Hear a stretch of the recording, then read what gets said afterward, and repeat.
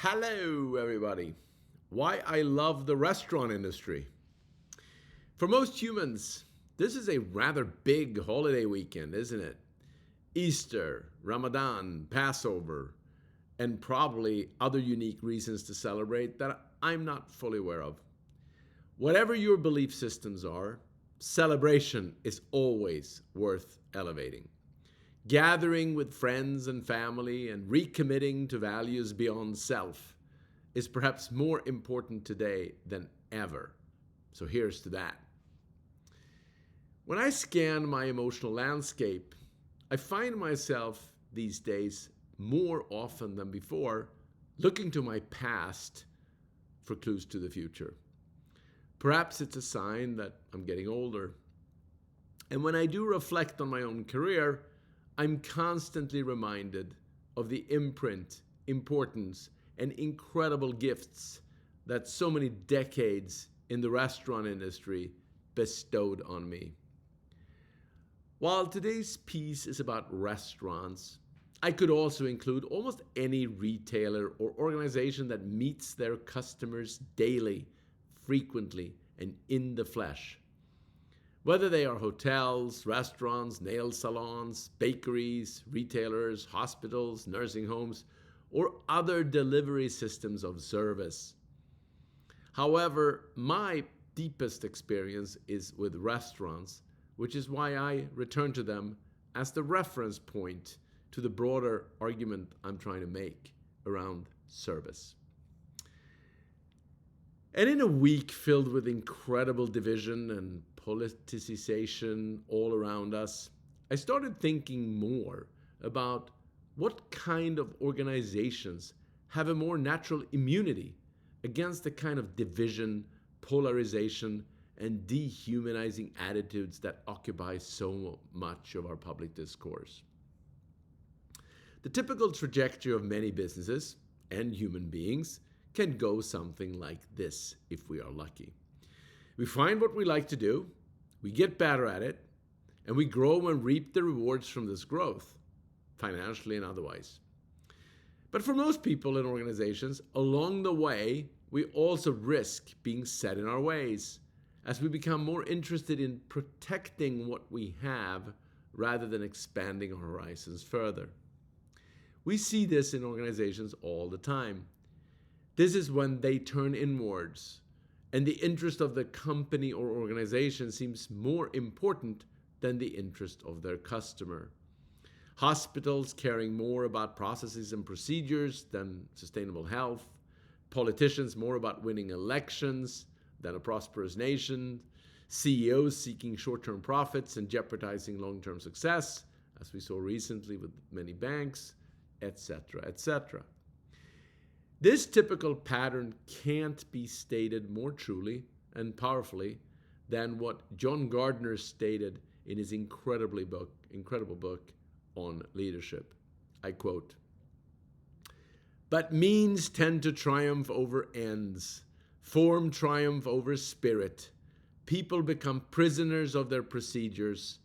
The means and methods were originally designed to achieve some specific end, but when circumstances change and new means are called for, it turns out that the old ones have become sacrosanct.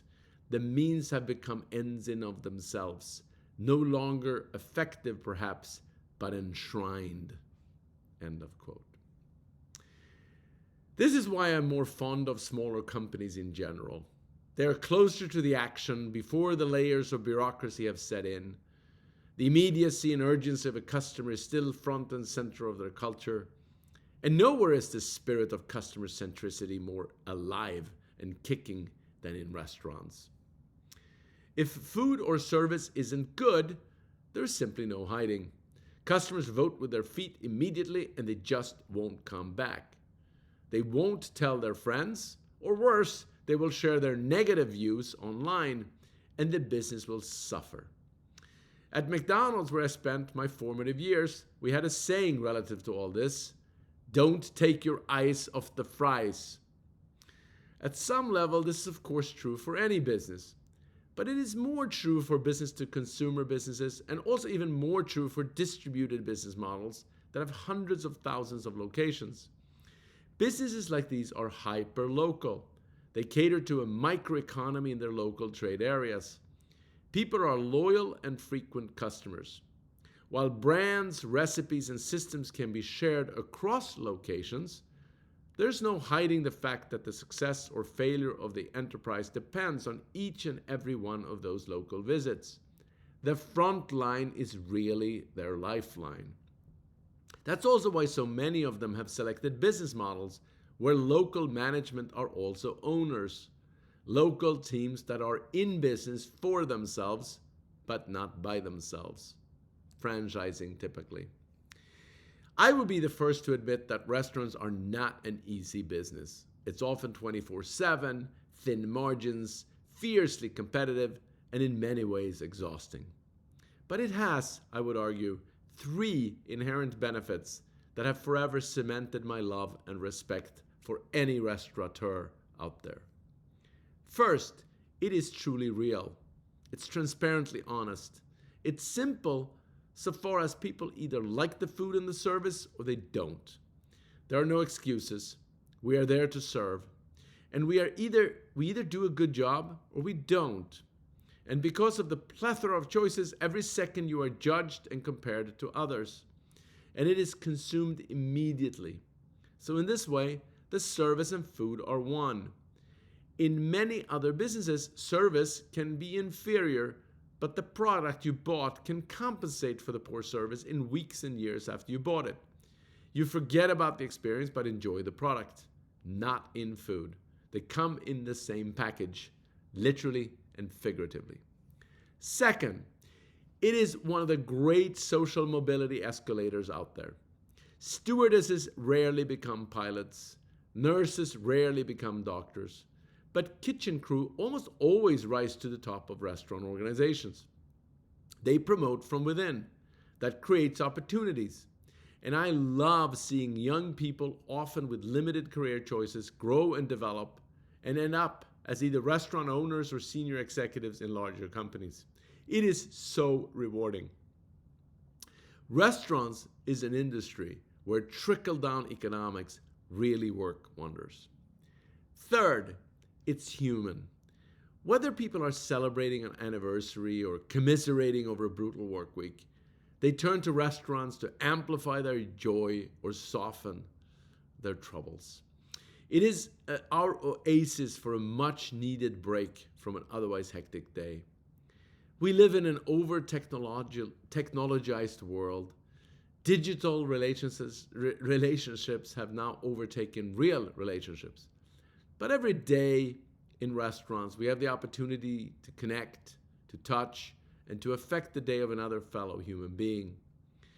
While that might sound like hyperbole, it is a fact. Small instances of joy, laughter, and being seen and heard might be more important today than it's ever been. We call that hospitality. When that happens to all of us, when someone graces us with a real superb service, it is easy to feel good about life, isn't it? Working in restaurants has always been associated with some type of negative stigma. It's sad, unfair, and unfortunate. Working in the restaurant industry is one of the greatest beginnings of a young person's working career you can imagine. You learn discipline, you learn hygiene, you learn teamwork, and you learn service. If you ask many successful people what job in their early careers they learned the most from, you will be surprised how many would say McDonald's.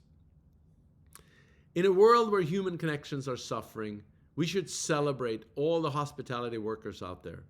Anyone whose job it is to connect meaningfully with another human being in service of making their day better deserves our appreciation, recognition, and full support. I salute the service colleagues out there. They play an incredibly important role in the fabric of our society. And if we showed them more of our love, they would return their favors and show it back at us. It's a two-way street. And perhaps civility and kindness would grow from there all the way into other parts of society that so surely needs us. A few things for you on this topic. I link to John Gardner's great book on leadership. It's one of my favorite leadership books of all time. Also, the great Servant Leadership by John Greenleaf that helped make this case to me so many years ago. And then a fantastic TED Talk by Will Guidara on hospitality and how a New York hot dog changed his perspective on what service really is all about. Please watch it. It's short and it's very powerful. And of course, special mention to Danny Meyer, who wrote a great book about the concept of service and who has done so much for so many restaurants. Perhaps a little different this week, but a more hospitable attitude towards all humans might be exactly what could change the world. Civility and kindness are neither celebrated nor rewarded as much as they are worth. The beauty of hospitality is that it doesn't cost anything extra to do something extra. We all have the tools to do it. A smile goes a long way. Paying attention to another human being's need isn't that hard. And like with all gifts, it benefits the giver as much as the receiver. It's just another one of the beautiful human universal truth. So have a great week.